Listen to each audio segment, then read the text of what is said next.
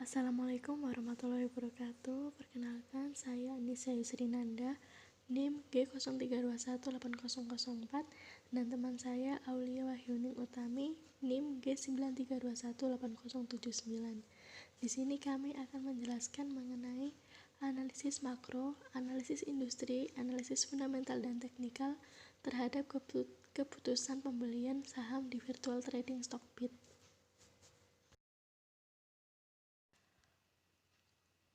Untuk yang pertama, kami akan membahas mengenai analisis makro. Analisis makro ini dibagi menjadi dua. Yang pertama yaitu analisis ekonomi dunia dan analisis makro Indonesia. Untuk yang pertama, analisis ekonomi dunia. Seperti yang kita ketahui, penyebaran virus telah membawa dampak yang sangat besar, tidak hanya bagi kesehatan manusia, tetapi juga bagi perekonomian. Selama pandemi ini tercermin dalam pertumbuhan ekonomi yang lebih rendah dari perkiraan di triwulan pertama pada tahun 2020 sebesar 2,97% dibandingkan dengan konsensus di sekitar 3,5-4%. Kontributor utama PDB seperti sektor manufaktur, perdagangan, grosir, dan eceran, konstruksi, sektor pertambangan, dan penggalian yang secara akumulatif menyumbang lebih dari setengah keseluruhan PDB mengalami kontraksi pada triwulan pertama 2020. Selanjutnya, pada kondisi perekonomian global pada triwulan ketiga tahun 2020 membaik, namun belum merata sejalan dengan perkembangan kasus COVID-19 di negara masing-masing. Selanjutnya yaitu analisis makro Indonesia. Perekonomian Indonesia pada triwulan 3 tahun 2020 terkontraksi hingga 3,5%. Kondisi tersebut lebih baik dibandingkan triwulan sebelumnya yang terkontraksi hingga 5,3%. Perbaikan tersebut didorong oleh peningkatan pengeluaran pemerintah, khususnya untuk realisasi bantuan sosial, program pemulihan ekonomi nasional. Dari sisi sektoral, terdapat 7 sektor yang tumbuh positif pada triwulan ketiga tahun 2020, yaitu ada sektor jasa kesehatan, ada sektor informasi komunikasi, ada sektor pertanian, sektor jasa pendidikan, real estate, pengadaan air, dan administrasi pemerintah. Sementara aktivitas pariwisata yang masih tertekan menyebabkan kontraksi cukup dalam pada sektor transportasi dan sektor akomodasi. Untuk menganalisis makro Indonesia diperlukan melihat beberapa faktor. Yang pertama yaitu faktor produk domestik bruto, yang kedua ada inflasi, yang ketiga ada tingkat bunga, dan yang keempat kurs rupiah. Untuk yang pertama, produk domestik bruto ini merupakan suatu nilai barang dan jasa yang diproduksi dalam masyarakat di suatu negara dalam periode tertentu, biasanya dalam cakupan 1 tahun. Produk domestik bruto ini dihitung dengan menjumlahkan semua hasil produksi barang dan jasa dari masyarakat yang tinggal di suatu negara tersebut ditambah dengan warga negara asing yang bekerja di negara tersebut. Yang kedua yaitu inflasi. Inflasi merupakan persentase perubahan tingkat harga pada suatu waktu tertentu dibandingkan dengan tingkat harga pada periode sebelumnya. Inflasi ini muncul disebabkan oleh beberapa faktor. Biasanya inflasi muncul karena kelebihan jumlah uang yang beredar dalam masyarakat, lalu juga karena permintaan melebihi penawaran, atau yang biasanya sering muncul yaitu karena meningkatnya indeks harga konsumen dan lain sebagainya. Yang ketiga yaitu tingkat bunga. Tingkat bunga merupakan nilai tingkat harga atau keuntungan yang diberikan kepada investor dari penggunaan dana investasi atas dasar perhitungan nilai ekonomis dalam periode waktu tertentu. Tingkat suku bunga yang meningkat akan menyebabkan peningkatan suku bunga yang diisyaratkan atas investasi pada suatu saham. Yang terakhir yaitu kurs rupiah. Kurs rupiah merupakan perbandingan nilai mata uang asing terhadap nilai mata uang dalam negeri. Nilai kurs valuta asing sangat tergantung pada permintaan dan penawaran dalam suatu negara. Yang pertama yaitu produk domestik bruto. Perekonomian Indonesia berdasarkan besaran produk domestik bruto ini atas dasar harga berlaku triwulan ketiga tahun 2020 mencapai 3.894,7 triliun. Untuk ekonomi Indonesia pada triwulan ketiga ini meningkat sebesar 5,05% daripada triwulan sebelumnya. Seperti yang ada di gambar, di situ ada struktur ekonomi Indonesia. struktur ekonomi Indonesia ini didominasi oleh kelompok provinsi di Pulau Jawa, lalu disusul dengan kelompok di provinsi Pulau Bali dan Nusa Tenggara. Selanjutnya ada Kalimantan, Sumatera, dan Maluku, dan Papua. Selanjutnya yaitu inflasi. Inflasi yang tinggi akan menjatuhkan harga saham di pasar, dan inflasi yang sangat rendah akan mengakibatkan harga saham bergerak secara lamban pula. Seperti yang ada di gambar, pada bulan Juli 2020 terjadi inflasi sebesar 0,18% dengan indeks harga konsumen sebesar 105,6. Jadi dari 90 kota indeks harga konsumen, 76 kota mengalami inflasi dan 14 kota mengalami deflasi. Yang selanjutnya yaitu kurs rupiah. Seperti yang ada di gambar, di situ menunjukkan harga dolar pada setiap bulannya. Dolar mengalami kenaikan dan penurunan yang tidak dapat diperkirakan. Contohnya seperti pada bulan Januari, yaitu harga dolar sebesar Rp13.662. Namun pada bulan Februari, dolar menaik menjadi Rp14.234. Yang terakhir yaitu tingkat suku bunga. Di situ telah dijabarkan tingkat suku bunga pada tahun 2020 menurut Bank Persero. Yang kedua yaitu analisis industri.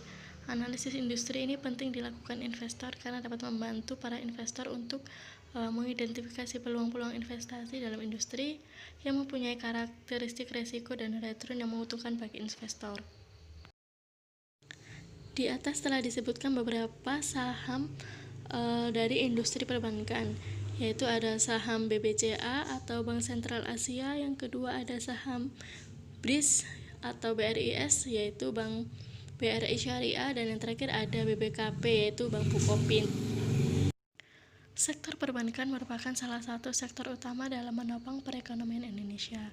Sektor perbankan ini sebagai lembaga intermediate antara masyarakat yang memiliki kelebihan dana dengan masyarakat yang membutuhkan dana, memiliki peran strategis dalam pembangunan berbagai sektor. Dari hasil analisa EPS dan PE rasio, kami memutuskan untuk mengevaluasi saham BCA ini karena saham Bank BCA ini memiliki nilai EPS yang sangat tinggi. Yang kedua yaitu saham di bidang industri konsumsi. Di situ ada dua. Yang pertama ada Unilever dan yang kedua ada Indofood cabang Sukses Makmur. Emiten barang konsumsi ini cukup bertahan dari sentimen pembatasan sosial berskala besar atau PSBB. Karena ketika PSBB diberlakukan pada kuartal kedua 2020, sejumlah emiten barang konsumsi ini masih membukukan pertumbuhan laba bersih. Contohnya pada PT Indofood sebesar 3,37 triliun. Realisasi tersebut naik 31% dari pencapaian tahun lalu yang sebesar 2,57 triliun. Dan berdasarkan hasil analisa EPS dan PE rasio di atas, kami memutuskan untuk mengevaluasi saham pada Indofood karena pada Indofood ini memiliki nilai EPS yang tinggi. Tetapi Unilever juga tak kalah menarik karena produk yang ditawarkan itu banyak, beragam, mulai dari kalangan masyarakat, dari masyarakat ke bawah hingga ke atas. Juga Unilever ini menjadi market leader dan memiliki brand global. Selanjutnya yaitu industri properti, bangunan, dan pertambangan. Di sini sejak awal tahun indeks harga sektor properti ini mengalami penurunan yakni 19,69%. Penurunan ini terjadi karena melemahnya daya beli masyarakat terhadap aset properti, bangunan, dan pertambangan. Namun setelah kita menganalisa EPS dan PR-nya, kami memutuskan untuk mengevaluasi saham pada PT United Tractor dan saham pada Aneka Tambang atau Antam. Yang selanjutnya yaitu analisis fundamental. Analisis fundamental atau fundamental analysis adalah teknik analisa yang memperhitungkan berbagai faktor seperti kinerja perusahaan, analisis persaingan usaha, analisis industri, analisis ekonomi dan pasar makro-mikro. Analisis fundamental saham akan dilakukan dengan menganalisa tingkat ROA, ROE, EPS, PER rasio, dan current ratio. Yang pertama yaitu ROA atau Return on Asset, merupakan rasio yang menggambarkan kemampuan perusahaan untuk menghasilkan keuntungan dari setiap aset yang digunakan. ROA merupakan perbandingan antara laba sebelum bunga dan pajak atau EBIT dengan total aktiva yang dimiliki perusahaan. Return on Asset atau ROA ini digunakan untuk mengukur efektivitas perusahaan dalam menghasilkan keuntungan dengan memanfaatkan aktiva yang dimilikinya. ROA merupakan rasio antara laba sesudah pajak terhadap total aset. Semakin besar ROA menunjukkan kinerja perusahaan semakin baik, karena tingkat pengembalian atau return semakin besar. ROA juga merupakan perkalian antara faktor net income margin dengan perputaran aktiva. Kinerja perusahaan yang baik menjadi salah satu pertimbangan investor dalam membeli saham suatu perusahaan. ROA ini digunakan untuk melihat tingkat efisiensi operasi perusahaan secara keseluruhan. ROA yang negatif disebabkan laba perusahaan dalam kondisi negatif atau rugi pula. Jadi semakin tinggi rasio ini, semakin baik suatu perusahaan itu. Yang kedua yaitu ROE atau Return on Equity. Return on Equity merupakan rasio yang digunakan untuk mengetahui besarnya kembalian yang diberikan oleh perusahaan untuk setiap modal dari pemilik. ROE merupakan rasio antara laba bersih setelah pajak terhadap penyertaan modal sendiri, yang berarti juga merupakan ukuran untuk menilai seberapa besar tingkat pengembalian dari saham sendiri yang ditanamkan dalam bisnis. Return on Equity menggambarkan sejauh mana kemampuan perusahaan menghasilkan laba yang diperoleh pemegang saham. Semakin tinggi ROE, berarti semakin baik kinerja perusahaan dalam mengelola modalnya untuk menghasilkan keuntungan bagi pemegang saham. Dengan adanya peningkatan laba bersih, maka nilai ROE akan meningkat pula, sehingga para investor tertarik untuk membeli saham tersebut, yang akhirnya harga saham perusahaan tersebut mengalami kenaikan. Yang ketiga yaitu EPS, Earning Per Share. EPS merupakan rasio yang mencerminkan pendapatan tiap lembar saham yang akan diperoleh pemegang saham. EPS sendiri merupakan rasio yang menggambarkan besarnya pengembalian modal untuk setiap satu lembar saham.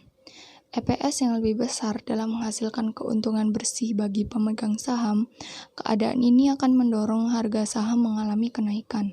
Semakin tinggi nilai EPS, maka semakin baik karena semakin besar laba yang disediakan untuk pemegang saham. Selanjutnya yaitu PER atau Price Earning Ratio. Price Earning Ratio merupakan rasio yang membandingkan antara harga pasar per lembar saham atau market price share dengan penghasilan per lembar saham, earning per share. Suatu perusahaan yang memiliki PER yang tinggi berarti perusahaan tersebut mempunyai tingkat pertumbuhan yang tinggi. Hal ini menunjukkan bahwa pasar mengharapkan pertumbuhan laba di masa mendatang. Sebaliknya, perusahaan dengan PER rendah akan mempunyai tingkat pertumbuhan yang rendah. Semakin rendah PER suatu saham, maka semakin baik atau murah harga untuk diinvestasikan. Yang selanjutnya yaitu Current Ratio. Current Ratio merupakan rasio yang menunjukkan kemampuan aktiva lancar perusahaan dalam memenuhi kewajiban jangka pendek dengan aktiva lancar yang dimiliki. Semakin tinggi rasio lancar, kemampuan perusahaan untuk membayar kewajiban jangka pendek juga semakin besar. Perusahaan yang memiliki nilai tinggi di current ratio mempunyai dampak positif bagi perusahaan maupun investor. Sebaliknya, apabila current ratio menunjukkan kemampuan aktiva lancar rendah dalam membayar utang mengakibatkan dampak negatif bagi perusahaan maupun investor. Berikut ditampilkan tabel industri properti, real estate, dan konstruksi bangunan yang telah kami peroleh. Dari data di atas, maka dapat diketahui berdasarkan EPS, perusahaan yang dapat memberikan keuntungan paling besar kepada investor di subsektor properti adalah United Traktor Tbk dengan EPS sebesar 17.503.12 dan yang memberikan keuntungan terkecil adalah PT Aneka Tambang Tbk dengan EPS sebesar 1091.05. Kemudian yang kedua, berdasarkan nilai PER, perusahaan yang menunjukkan harga saham masih murah dan cocok untuk investasi jangka panjang adalah dengan nilai PER yang kecil, yaitu Waskita Karya Tbk sebesar minus 8,74. Berdasarkan ROA, perusahaan yang efektif dalam menghasilkan keuntungan melalui asetnya yaitu United Tractor Tbk dengan ROA sebesar 7,7%. Dan perusahaan yang kurang efektif dalam menghasilkan keuntungan melalui asetnya yaitu PT Waskita Karya Tbk dengan ROA sebesar minus 2,5%. Berdasarkan ROE, perusahaan yang efektif dalam mengelola modal untuk menghasilkan keuntungan atau laba adalah United Tractors Tbk dengan ROE sebesar 13,2%. Sedangkan perusahaan yang kurang efektif dalam mengelola modalnya untuk menghasilkan keuntungan adalah PT Waskita Karya Tbk dengan nilai ROE terkecil yaitu minus 21,4%. Yang kelima yaitu berdasarkan current ratio, perusahaan yang mampu memenuhi kewajiban jangka pendek menggunakan aktivanya sehingga tidak mengalami kerugian dan investor akan mendapatkan return adalah dengan current ratio PT Aneka Tambang Tbk sebesar 1,94. Selanjutnya, perusahaan yang kewajiban jangka pendeknya menggunakan aktiva yang kurang terpenuhi adalah Jasa Marga Tbk sebesar 0,49. Berdasarkan data tersebut, dapat disimpulkan bahwa perusahaan subsektor properti yang memiliki prospek yang paling baik untuk menanamkan saham yaitu perusahaan United Tractors Tbk karena dari beberapa faktor analisa laporan keuangan lebih unggul dibandingkan dengan perusahaan lain yang sejenis dengan nilai EPS, ROA, ROE terbesar pertama. Yang selanjutnya yaitu dalam industri perbankan, berikut tabel yang berisikan data-data yang telah kami peroleh. Dari tabel data di atas, maka dapat diketahui berdasarkan EPS, perusahaan yang dapat memberikan keuntungan paling besar kepada investor di subsektor perbankan adalah Bank Sentral Asia Tbk dengan EPS sebesar 3.237,22 dan yang memberikan keuntungan terkecil adalah Bank Bukopin Tbk dengan EPS sebesar 192,83. Berdasarkan nilai PER, perusahaan yang menunjukkan harga saham masih murah dan cocok untuk investasi jangka panjang adalah dengan nilai PER yang kecil, yaitu Bank Bukopin sebesar minus 20,72. Berdasarkan ROA, perusahaan yang efektif dalam menghasilkan keuntungan melalui asetnya yaitu Bank Sentral Asia Tbk dengan ROA sebesar 2,8% dan perusahaan yang kurang efektif dalam menghasilkan keuntungan melalui asetnya yaitu Bank Bukopin Tbk dengan ROA sebesar minus 1,2%. Selanjutnya berdasarkan ROE, perusahaan yang efektif dalam mengelola modal untuk menghasilkan keuntungan atau laba adalah Bank Sentral Asia Tbk dengan ROE sebesar 15,5%. Sedangkan perusahaan yang kurang efektif dalam mengelola modalnya untuk menghasilkan keuntungan adalah Bank Bukopin dengan nilai ROE terkecil yaitu minus 9,6%. Berdasarkan current ratio, perusahaan yang mampu memenuhi kewajiban jangka pendek menggunakan aktivanya sehingga tidak mengalami kerugian dan investor akan mendapatkan return. Berdasarkan data tersebut, dapat disimpulkan bahwa perusahaan subsektor properti yang memiliki prospek paling baik untuk menanamkan saham yaitu perusahaan Bank Sentral Asia Tbk karena dari beberapa faktor analisa laporan keuangan itu lebih unggul dibandingkan dengan perusahaan lain yang sejenis dengan nilai EPS, ROA, ROE terbesar pertama. Yang selanjutnya yaitu kami tampilkan tabel yang berisikan data mengenai laporan keuangan beberapa perusahaan di subsektor konsumsi. Dari data di atas, maka dapat diketahui berdasarkan EPS, perusahaan yang dapat memberikan keuntungan paling besar kepada investor di subsektor konsumsi adalah Indofood Tbk dengan EPS sebesar 8.829,12 dan yang memberikan keuntungan terkecil adalah Unilever Tbk dengan EPS sebesar 1.127,61. Berdasarkan nilai PER, perusahaan yang menunjukkan harga saham masih murah dan cocok untuk investasi jangka panjang adalah dengan nilai PER yang kecil, yaitu Indofood Tbk sebesar 11,60. Berdasarkan ROA, perusahaan yang efektif dalam menghasilkan keuntungan melalui asetnya yaitu Unilever Tbk dengan ROA sebesar 34,7%, dan perusahaan yang kurang efektif dalam menghasilkan keuntungan melalui asetnya yaitu Indofood Tbk dengan ROA sebesar 3,2%.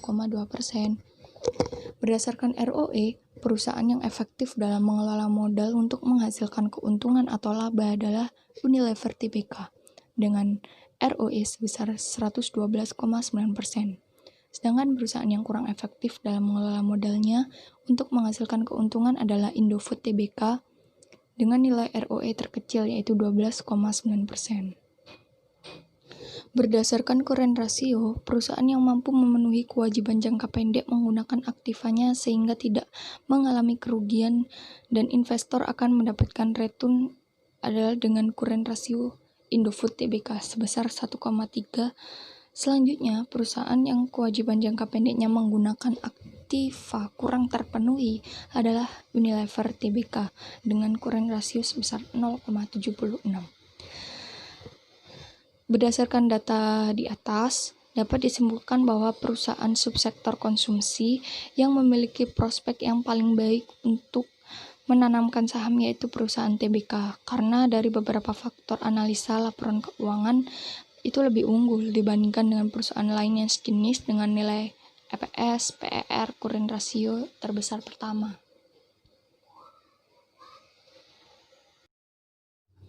Sekarang kita akan masuk ke dalam analisa teknikal.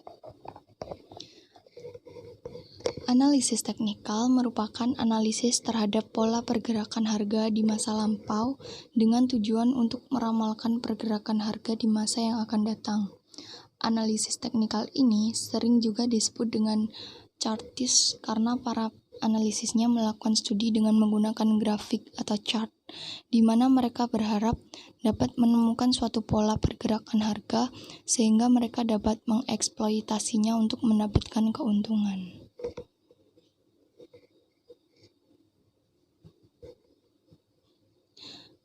Analisis teknikal ini memiliki beberapa komponen yang digunakan dalam melakukannya. Yang pertama yaitu candlestick chart. Candlestick chart ini menggambarkan pergerakan harga dalam suatu periode tertentu. Harga pembukuan tertinggi, terendah, serta penutup, dan divisualkan dalam bentuk body yang menyerupai lilin. Garis vertikal yang menunjukkan high, titik tertinggi, dan low, titik terendah. Pada setiap garis vertikal terdapat kontak solid atau akurat yang menunjukkan jarak antara harga pembukaan dan harga penutupan. Yang kedua ada support, level harga terendah, dan resistensi, level harga tertinggi. Support adalah level harga di mana saham secara historis sulit untuk turun lebih rendah lagi. Diyakini akan banyak pembeli membeli saham pada level ini. Cara penentuan garis support adalah dengan menarik minimum 2 garis horizontal pada posisi terendah level tertentu.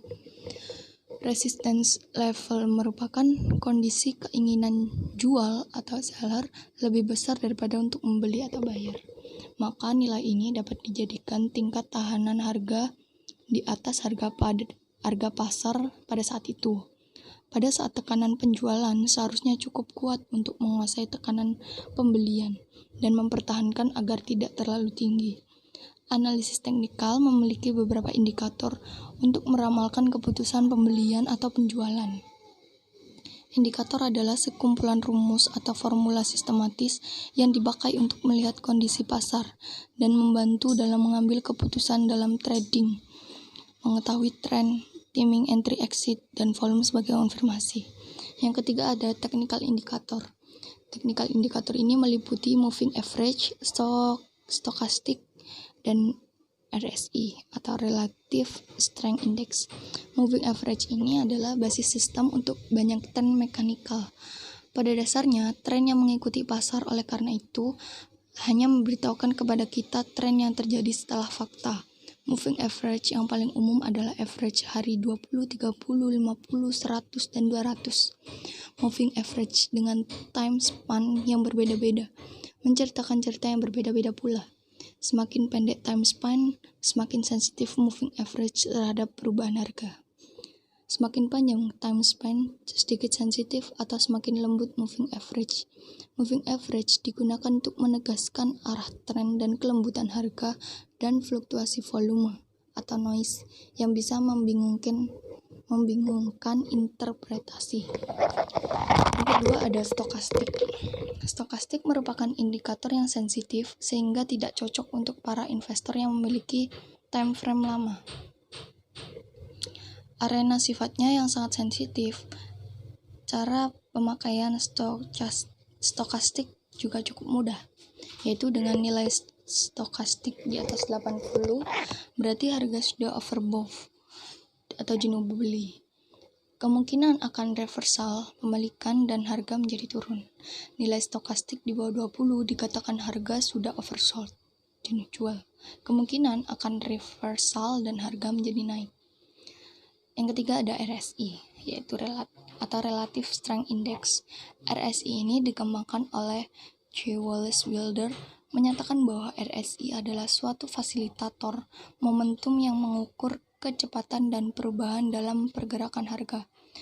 Indikator ini digunakan untuk menghitung perbandingan antara kekuatan kenaikan dan penurunan harga.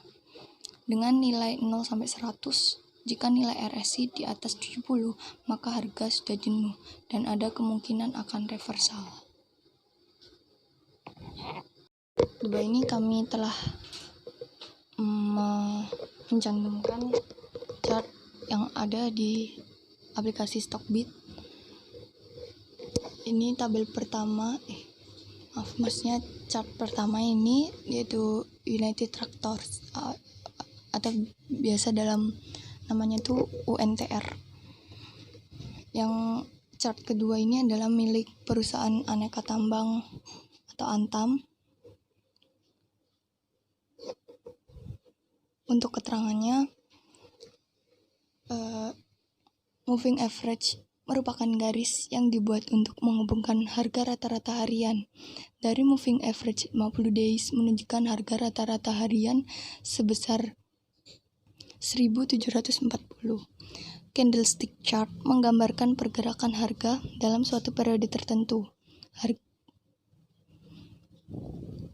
Bullish candle adalah penanaman naiknya harga saham dalam periode tertentu, ditandai dengan optimisme atau pesimisme para investor di pasar saham. Dalam grafik PT Aneka Tambang Tbk sebesar 2740. Kami tampilkan chart milik Bank BCA dan Indofood.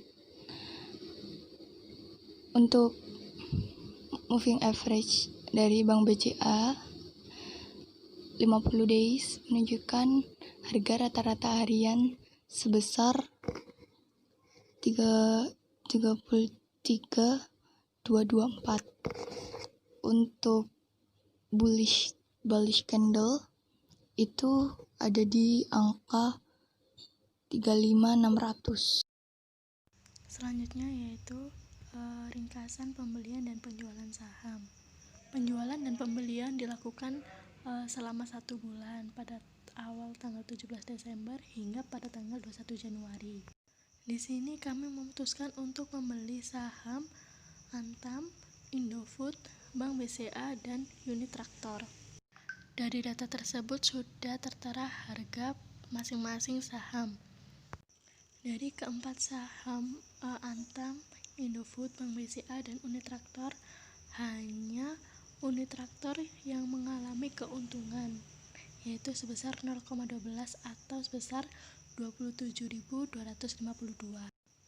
Maka dari itu, kami memutuskan untuk menjual saham unit traktor pada tanggal 8 Januari yang mengalami kenaikan sebesar 0,12%, yaitu seharga 27.252 untuk satu lotnya. Jadi total pembelian yaitu 13.626. Kesimpulan dari proyek mata kuliah manajemen investasi dan pasar modal ini yaitu dari awal pertama kita melakukan proyek ini, yaitu pada tanggal 17 Desember sampai tanggal 21 Januari 2021, kami diberikan modal sebanyak 100 juta pada aplikasi virtual trading Stockbit. Kami menginvestasikan uang tersebut pada perusahaan Bank Sentral Asia, Indofood, Aneka Tambang, dan unit traktor. Selama 1 bulan transaksi, kami berhasil menjual saham PT Unit Traktor karena pada saat itu saham Unit Traktor sedang naik-naiknya, sedangkan untuk saham Indofood, Bank BCA, Antam masih kami tahan atau belum dijual karena saham tersebut lagi turun-turunnya. Oleh karena itu, dalam berinvestasi kita harus melihat aspek ekonomi, industri, fundamental, dan teknikal terlebih dahulu, karena ini bertujuan untuk mengetahui apakah saham di perusahaan tersebut memiliki prospek jangka panjang yang baik atau tidak. Sekian pemaparan hasil proyek investasi kami. Kurang lebihnya mohon maaf. Wabillahi taufiq wal hidayah. Wassalamualaikum warahmatullahi wabarakatuh.